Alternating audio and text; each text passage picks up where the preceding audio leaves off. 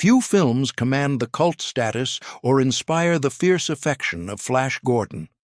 A dazzling explosion of comic book color, operatic drama, and rock and roll swagger, Dino De Laurentiis' 1980 production is a cinematic experience unlike any other. Initially met with mixed reviews, its reputation has since blossomed, cementing it as a beloved masterpiece of camp and a testament to the power of practical effects and unapologetic spectacle.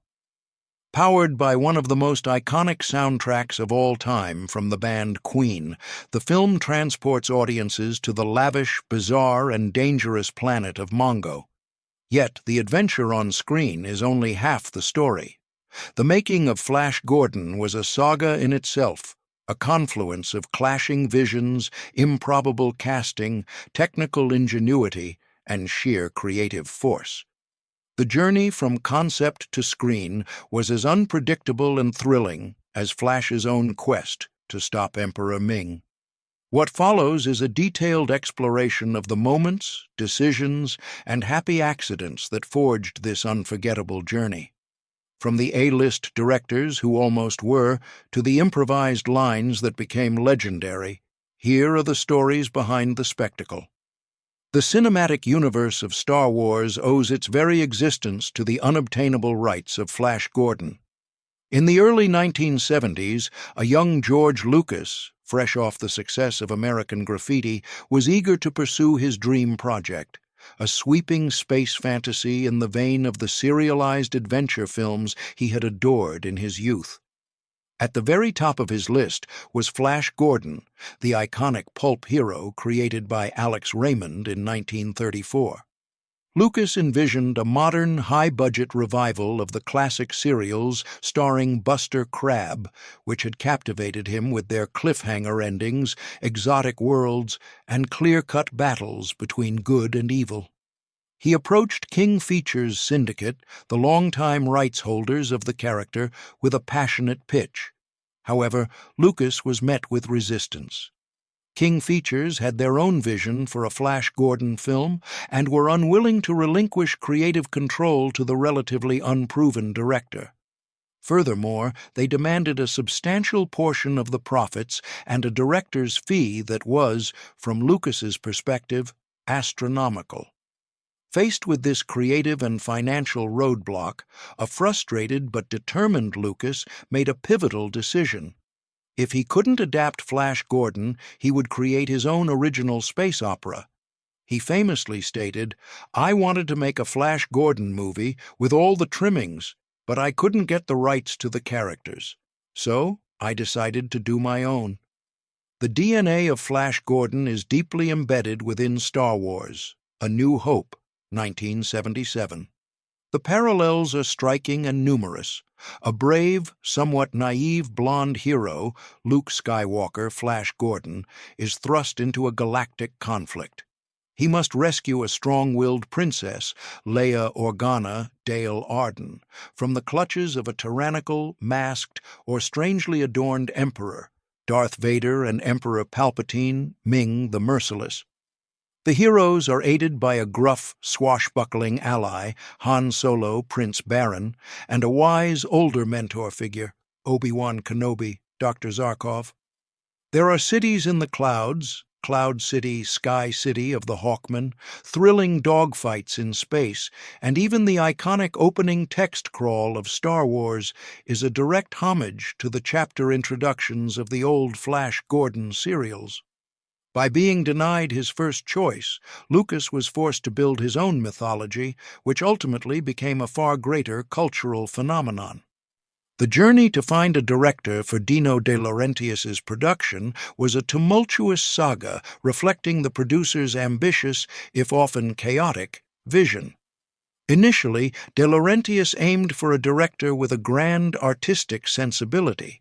His first choice was the legendary Italian maestro, Federico Fellini.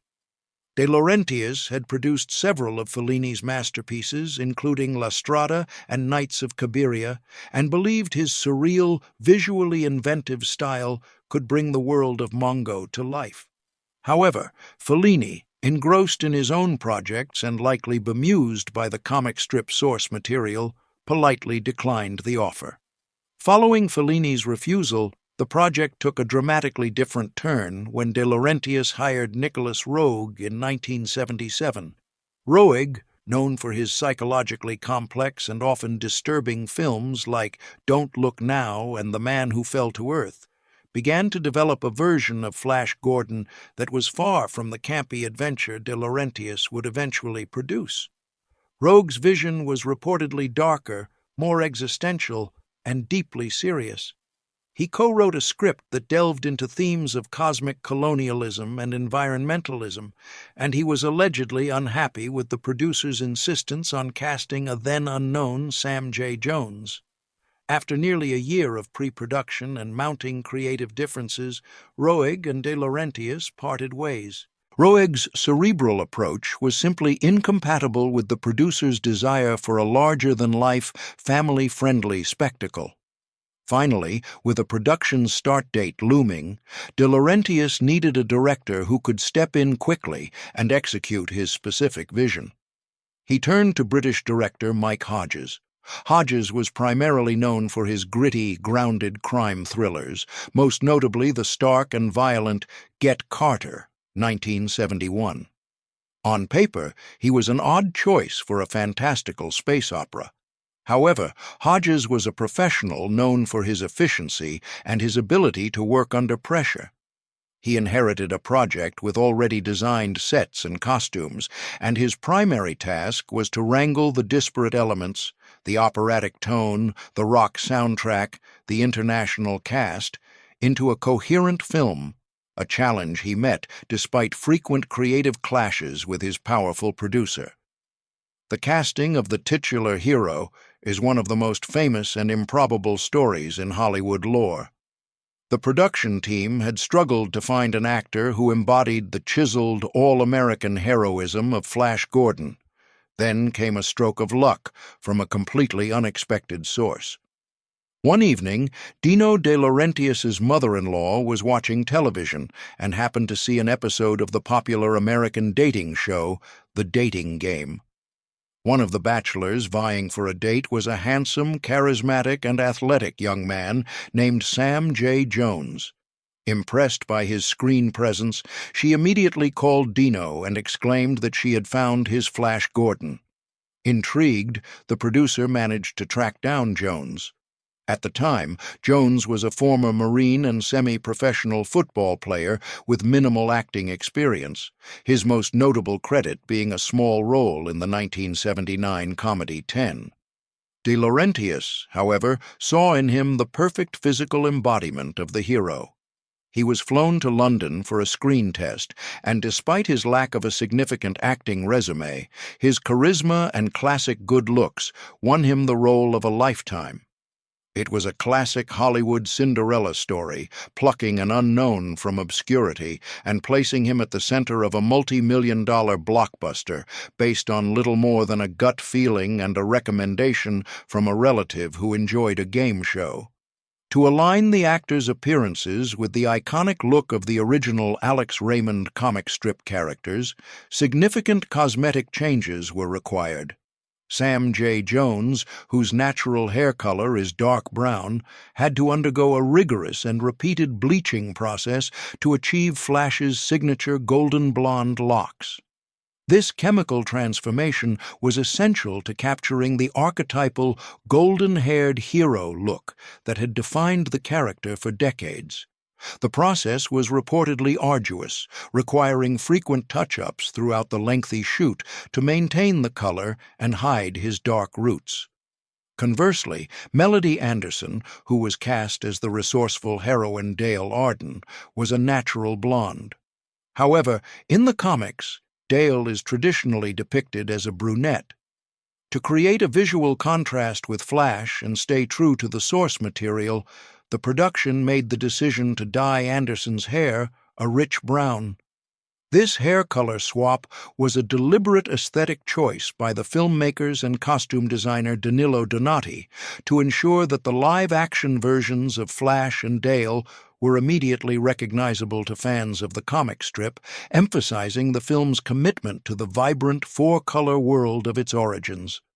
The decision to hire the flamboyant and theatrical rock band Queen to compose the soundtrack was a stroke of genius that proved integral to the film's enduring appeal.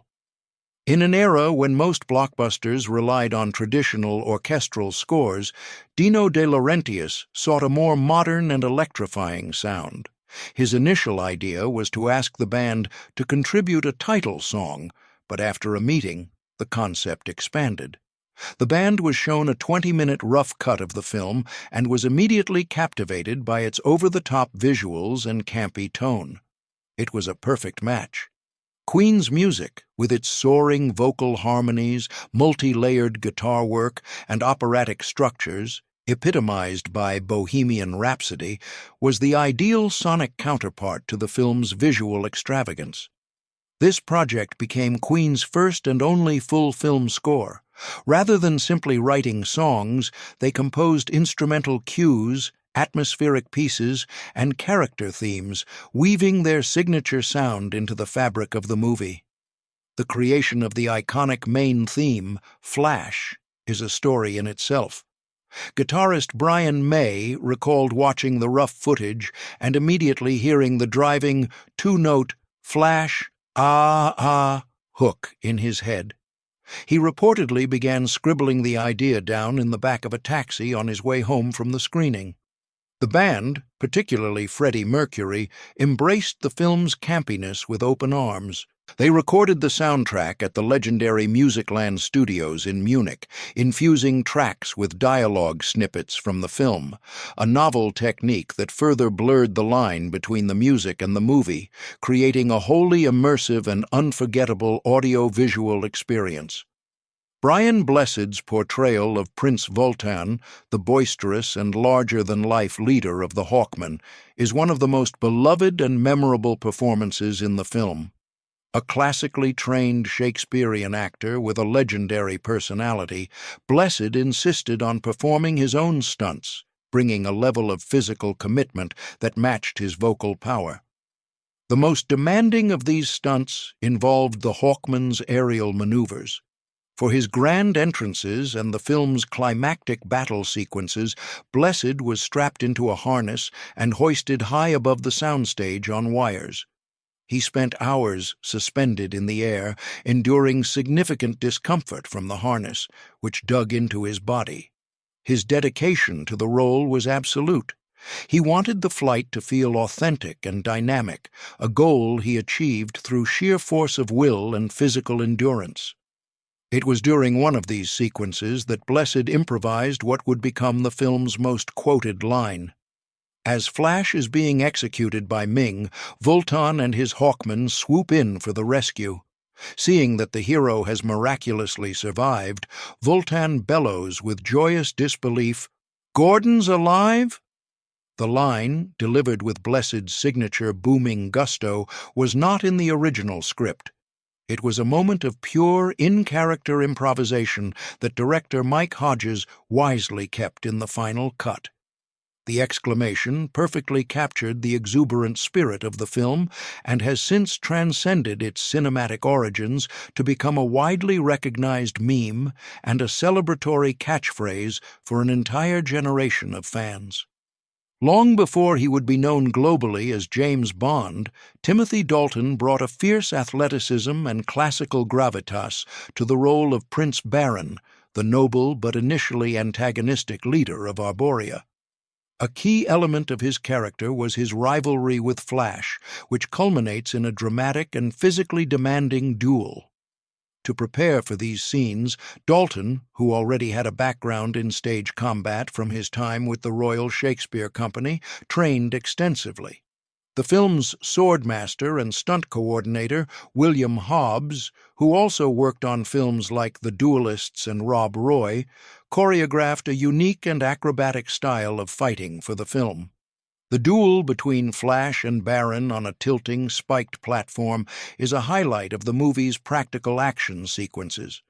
Dalton committed himself fully to the training, mastering the complex choreography to ensure the fight appeared both dangerous and graceful. His dedication is evident on screen. He moves with the confidence and precision of a seasoned swordsman, showcasing the physical prowess and intense screen presence that would later define his portrayal of Agent 007. His work in Flash Gordon served as an early showcase of his ability to handle demanding action roles with both physicality and theatrical flair. Casting the legendary Swedish actor Max von Sydow, known for his profound and soul-searching roles in the films of Ingmar Bergman, as the villainous Emperor Ming the Merciless was a masterstroke. Von Sydow brought an immense weight and credibility to a role that could have easily devolved into pure caricature. He approached the character not as a joke, but as a genuinely malevolent tyrant, drawing inspiration from a variety of sources to create his unique brand of evil. Von Sydow has stated in interviews that he looked back to the villains of the 1930s cinema that the film was homaging, particularly Charles B. Middleton's portrayal of Ming in the original Universal serials. However, he also infused the character with the chilling charisma of more contemporary and historical tyrants, explicitly citing Adolf Hitler as an influence. He saw Ming as a classic dictator, one who is utterly convinced of his own superiority and right to rule, viewing his cruelty not as evil, but as a necessary and even benevolent application of order to the universe. This serious, layered approach created a fascinating tension within the film. While everything around him was awash in vibrant color and camp theatrics, Ming himself was a locus of genuine, chilling menace. Von Sydow's performance is a masterclass in balancing tone, as he delivers lines like, "Pathetic earthlings, who can save you now?" with a dead-serious gravity that makes the surrounding absurdity all the more entertaining. Italian actress Ornella Muti, already a major star in European cinema, imbued the role of the manipulative and passionate Princess Aura with a potent and mischievous sensuality. Much of this came from her own creative instincts and her background in the more expressive and emotionally open world of Italian filmmaking. Director Mike Hodges fostered a collaborative environment that allowed for improvisation, and Muti took full advantage of this freedom. She frequently improvised seductive gestures, playful glances, and even entire moments of physical interaction, particularly in her scenes with Sam J. Jones. Her approach was to constantly test the boundaries of her character's power over the men around her. For example, the way she toys with Flash during his imprisonment, blending genuine attraction with her selfish desire to possess him, was heavily influenced by her on-the-spot choices. This improvisational style enhanced the character's unpredictable nature and amplified the film's surprisingly sensual and erotic undertones. Muti's performance, drawing from a cinematic tradition less constrained than that of her American and British co-stars, was a key ingredient in establishing the film's uniquely European, operatic, and erotically charged atmosphere. The decision to have Flash Gordon wear a simple red T-shirt with his name emblazoned across the chest in a bold, lightning bolt font was a deliberate and brilliant piece of costume design by Danilo Donati. The jersey is a direct nod to the character's updated backstory in the film. While the original 1930s comic strip hero was a Yale-educated polo player, the filmmakers decided to make him the star quarterback for the New York Jets. This change was made to make the character more relatable and immediately recognizable to modern, and specifically American, audiences of 1980. For whom American football was a far more familiar and popular sport than polo. The T-shirt, therefore, serves as his superhero costume, born from his everyday life. It's not armor or a specially designed uniform, but a piece of his identity transported from Earth to the fantastical realm of Mongo. The bright red color makes him stand out against the ornate alien backdrops, and the simple, bold Flash logo functions as a perfect, almost pop art symbol of his heroism. It was a clever way to ground the character and provide an iconic look that was both modern and a fitting tribute to his pulp origins. The breathtaking aerial battles of the Hawkmen were a triumph of practical effects, achieved through a complex and physically punishing wire system. The special effects team, led by George Gibbs and Frank van der Veer, devised an elaborate rigging system that allowed multiple actors to be flown simultaneously around the vast sound stages at Shepperton Studios. The actors, including Brian Blessed and the numerous stunt performers playing the Hawkmen, were strapped into custom-made harnesses concealed beneath their costumes. These harnesses, while essential for the effect, were notoriously uncomfortable. The actors spent countless hours suspended in mid-air, often at considerable heights, to capture the dynamic flying sequences. Brian Blessed has spoken at length about the pain and discomfort, describing how the harnesses would chafe and dig into the body. However, the result was worth the suffering. The use of wires, combined with clever camera angles and forced perspective, created a tangible sense of flight and weight that is often missing from modern CGI-heavy sequences. The slight, visible sway and momentum of the actors in their harnesses lent a raw, visceral reality to the fantastical sight of winged men engaged in combat, making the Hawkmen's attack on Mingo City a truly spectacular cinematic achievement. The climactic scenes within Prince Vultan's Sky City Lair, which is precariously balanced above a volatile volcano, were filmed on one of the largest and most impressive sets constructed for the production at Elstree Studios. The set, designed by the brilliant Ferdinando Scarfiotti, was a multi-level marvel of twisting metal, gantries, and royal chambers, all designed to convey the industrial, militaristic culture of the Hawkmen. To heighten the drama of Flash's impending execution and the subsequent rescue, the filmmakers incorporated a series of meticulously planned controlled explosions. The pyrotechnics team, under the supervision of special effects artist Richard Conway, rigged sections of the set to simulate the volcano's unstable energy erupting through the city's foundations. These were not post-production digital effects, but real, on-set pyrotechnics. Charges were carefully placed to send showers of sparks, plumes of smoke, and debris across the set, adding a tangible sense of chaos and danger to the scenes.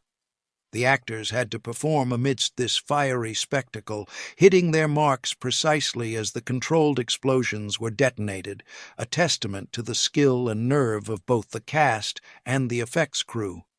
One of the most inspired musical moments in the film occurs during the sky battle, as Flash prepares to crash the war rocket Ajax into Mingo City to stop the wedding of Ming and Dale Arden. As the wedding march from Wagner's opera Lohengrin begins to play, it is suddenly and gloriously interrupted by Brian May's unmistakable electric guitar. May's searing, multi-tracked guitar solo, which plays over the classical march, was a moment of pure, unscripted genius.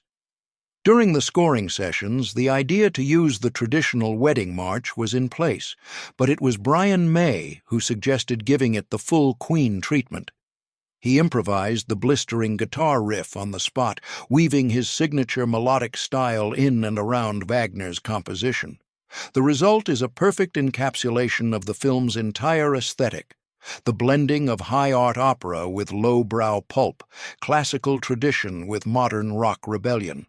The improvised solo elevates the sequence from a simple action beat to a fist-pumping, triumphant moment of defiance, sonically representing Flash's disruption of Ming's tyrannical order.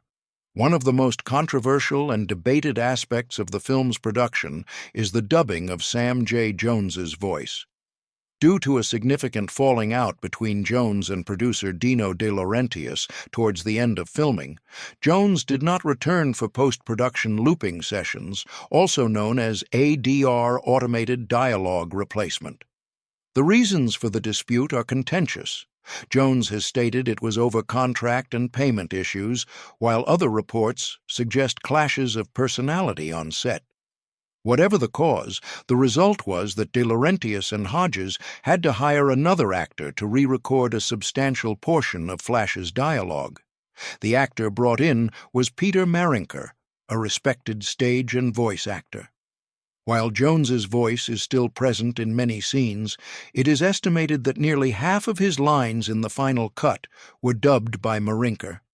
For attentive viewers, the shift in vocal tone and cadence can be noticeable between scenes.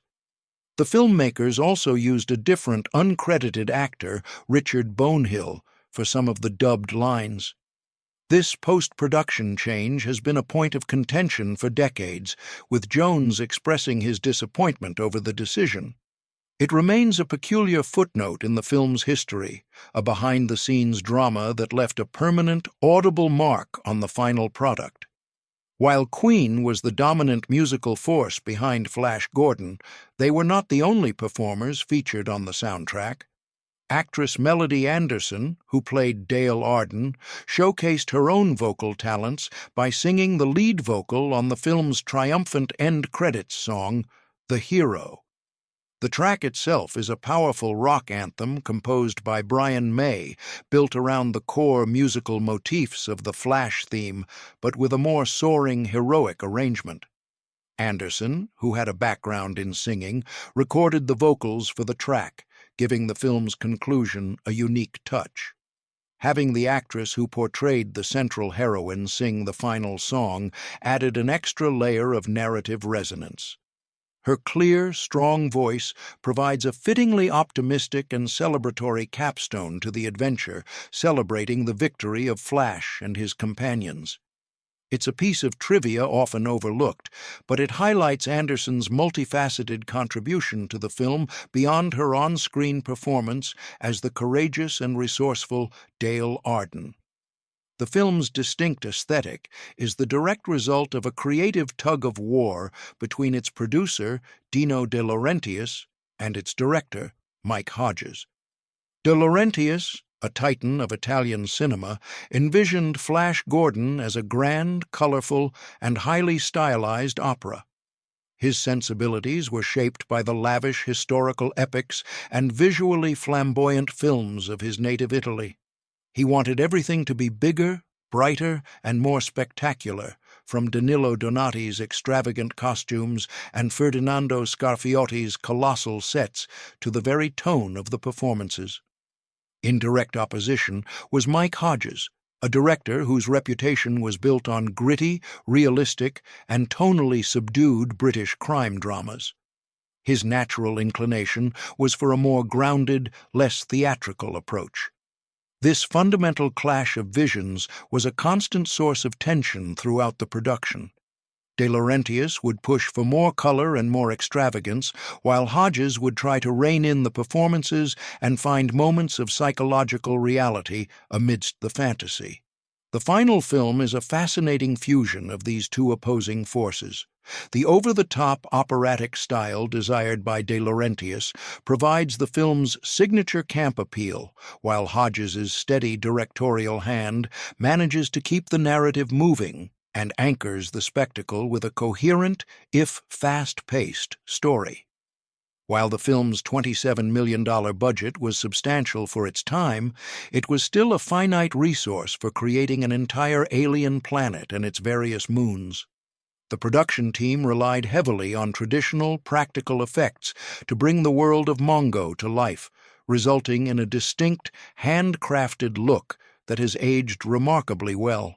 The awe-inspiring cityscapes, such as Mingo City and the Sky City of the Hawkmen, were not digital creations, but painstakingly detailed matte paintings created by artists like Richard Ellman. These paintings were seamlessly combined with live-action footage to create a breathtaking sense of scale. The spaceships, including the iconic war rocket Ajax and Flash's rocket cycle, were highly detailed miniatures built by a team of model makers, including the acclaimed Martin Bauer.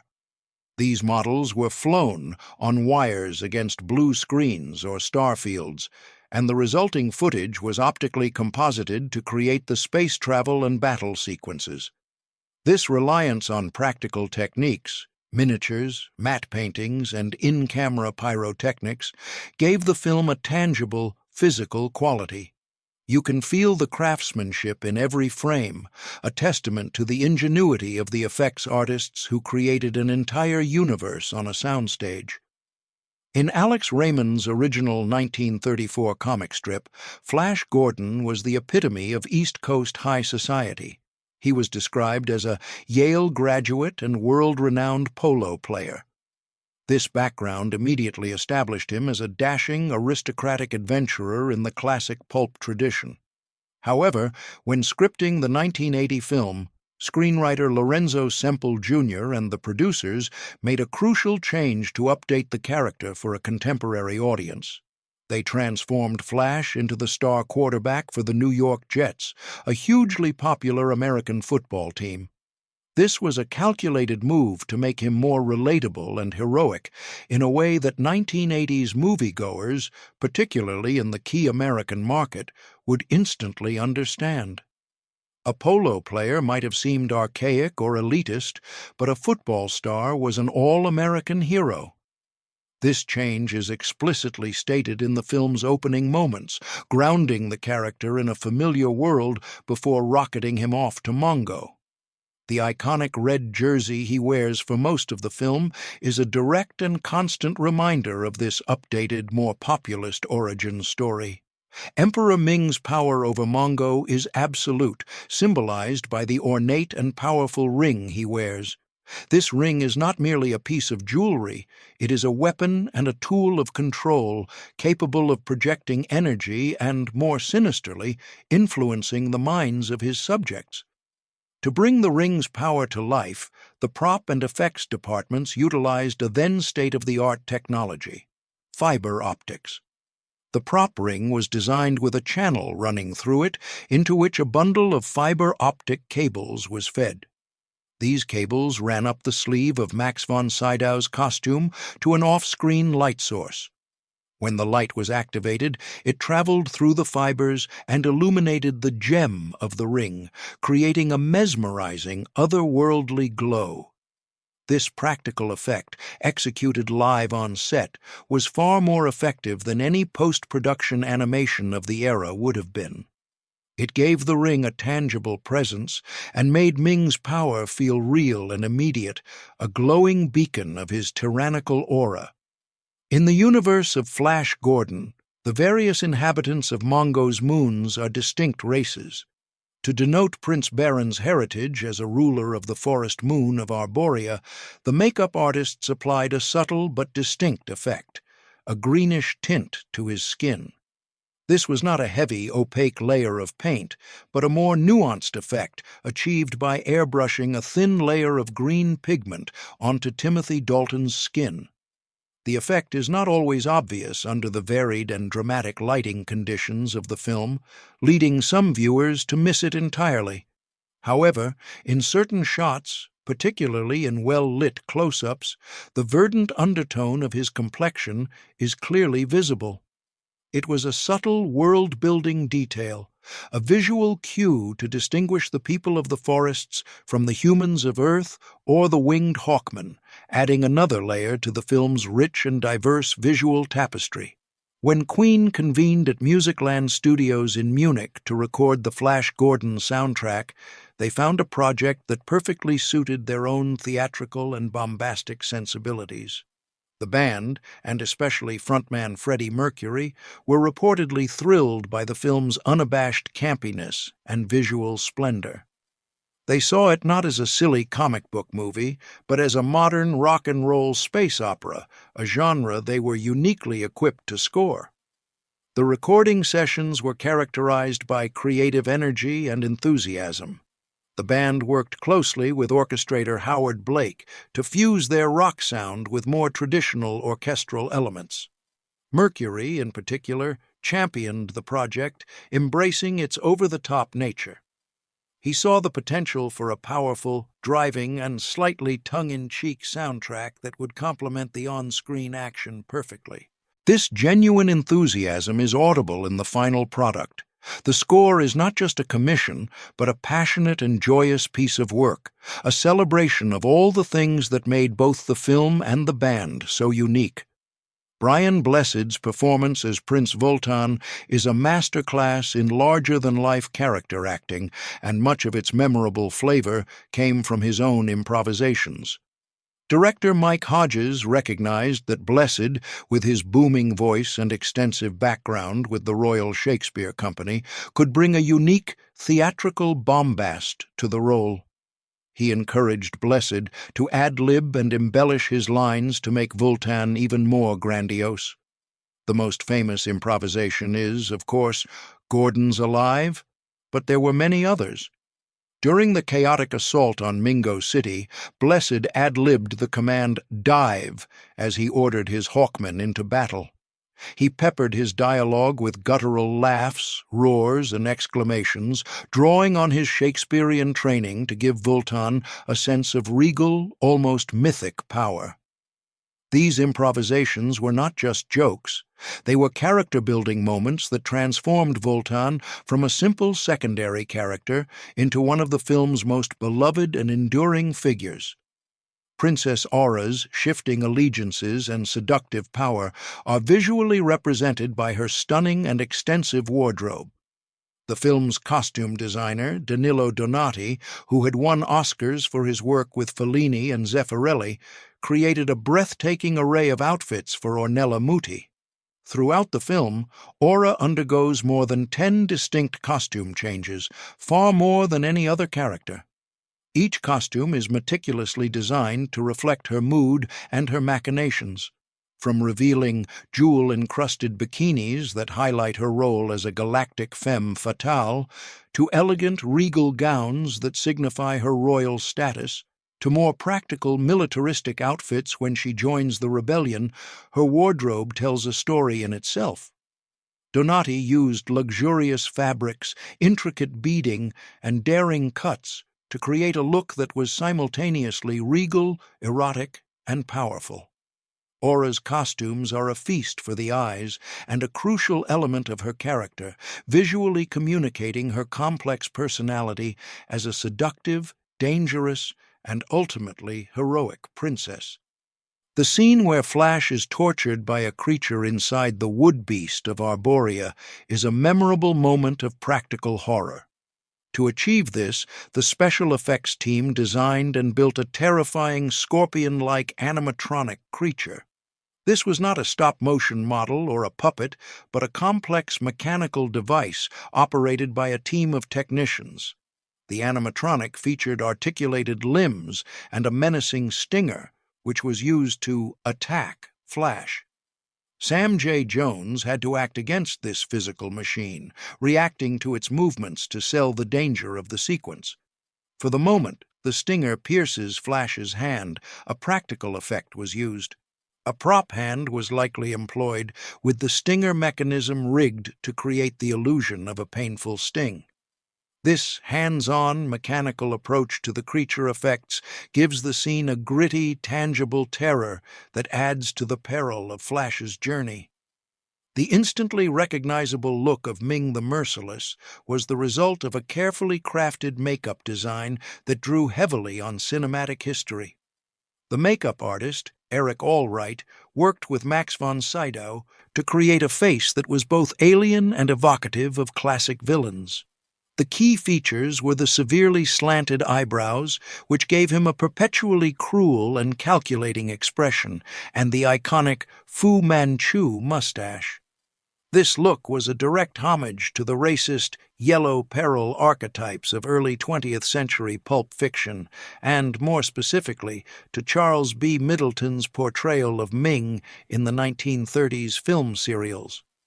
The design aimed to capture the essence of a 1930s serial villain as seen through a lavish 1980s lens. Von Sydow's piercing blue eyes, contrasting with the dark, sharp lines of the makeup, completed the look, creating a face that was both a nostalgic nod to the past and a uniquely menacing visage in its own right. The dramatic destruction of Vultan's Sky City required a combination of miniature work and sophisticated pyrotechnics. The special effects team built a large-scale miniature model of the Hawkmen's city. To simulate its eruption and collapse, they used a variety of pyrotechnic charges placed strategically within the model. To make the explosions look massive and convincing on screen, the team filmed the destruction using high-speed cameras. By shooting at a much faster frame rate, e.g., 120 frames per second, and then playing the footage back at the standard 24 frames per second, the explosions appear in slow motion. This technique gives the flying debris a sense of immense weight and scale, making a small-scale explosion look like a cataclysmic event. This meticulous and technical approach to the miniature effects was crucial for achieving the film's spectacular and fiery climax. True to his athletic background, Sam J. Jones was eager to perform as many of his own stunts as possible, bringing a high level of physical credibility to the role of Flash Gordon. He underwent extensive training for the film's many action sequences. This included not only the sword fighting for his duel with Timothy Dalton, but also training with circus performers to improve his agility and learn how to work with the complex wire rigs. Jones performed a significant amount of the wire work for Flash's flying sequences on the rocket cycle and during the battles.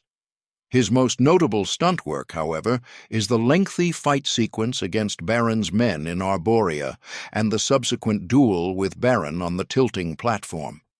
His willingness to engage in the physically demanding choreography, taking falls and executing complex moves, adds a raw, kinetic energy to the action scenes. This commitment ensured that Flash wasn't just a hero in name, but a believable man of action. During the scenes set on the forest moon of Arborea, Dale Arden is seen riding a horse alongside Prince Baron. In keeping with the film's commitment to practical realism wherever possible, Melody Anderson performed this horse riding herself. While not a particularly dangerous stunt, it required a level of equestrian skill and added a touch of authenticity to the fantastical setting. Riding a real animal on a soundstage, with all the distractions of lighting, cameras, and crew, presents its own challenges. Anderson's ability to handle the horse confidently helped to ground the scene, making Dale's journey through the alien forests feel more immediate and real. It was another small but significant detail that contributed to the film's rich, tangible world, blending fantastical elements with moments of practical, on-screen performance. Brian Blessed's voice is a legendary instrument, and its power was on full display during the production of Flash Gordon. On the vast sound stages, particularly in the cavernous throne room of Mongo City and the Hawkmen's Lair, Blessed's booming delivery as Prince Vultan required no amplification. Crew members and fellow actors have repeatedly recounted in interviews how his voice would echo through the entire studio, often intimidating the extras and even startling the crew. When he bellowed lines like, "Who wants to live forever?" or delivered his triumphant roars, the sound was so powerful that it was felt as much as it was heard. This was not just a performance choice, it was a natural attribute that perfectly suited the larger-than-life character he was playing. His unamplified vocal power added to the mythos of Vultan on set, creating an aura of genuine command and making him one of the most commanding and memorable presences in the entire film. Following the film's release in December 1980, Queen immediately incorporated its iconic theme into their live concerts. During the game tour and the subsequent Hot Space tour throughout 1981 and 1982, Flash's theme became a dynamic and eagerly anticipated part of their setlist. Typically, it was used as an explosive intro to the show or as a segue into another song. Freddie Mercury, with his masterful command of the stage, would often introduce the piece by referencing the film, further cementing the connection between the band and the movie in the public's mind. Live recordings from this era, such as on the album Queen Rock Montreal, capture the raw energy of the performance. The band would play the instrumental battle theme before launching into Flash, with Mercury leading the audience in the now famous Ah-Ah call and response. These live performances helped propel the soundtrack to commercial success and kept the film in the cultural conversation, transforming Flash's theme from a movie song into a bona fide rock anthem for a generation. From the cosmic ambitions of its producer to the booming, unamplified voice of its Hawkmen prince, the story of Flash Gordon is a testament to the beautiful chaos of filmmaking. It is a film born from a series of happy accidents and fierce disagreements, a project that passed through the hands of multiple visionary directors, was scored by rock royalty on a creative whim, and starred a hero discovered on a dating show. The result is a perfect storm of disparate elements that, against all odds, harmonized into something singular and magical. The tension between Dino de Laurentiis' operatic grandeur and Mike Hodges' grounded direction, the balance between Max von Sydow's genuine menace and Brian Blessed's joyful bombast, the fusion of Wagnerian marches with Brian May's guitar solos, these are not contradictions, but the very ingredients of its unique alchemy.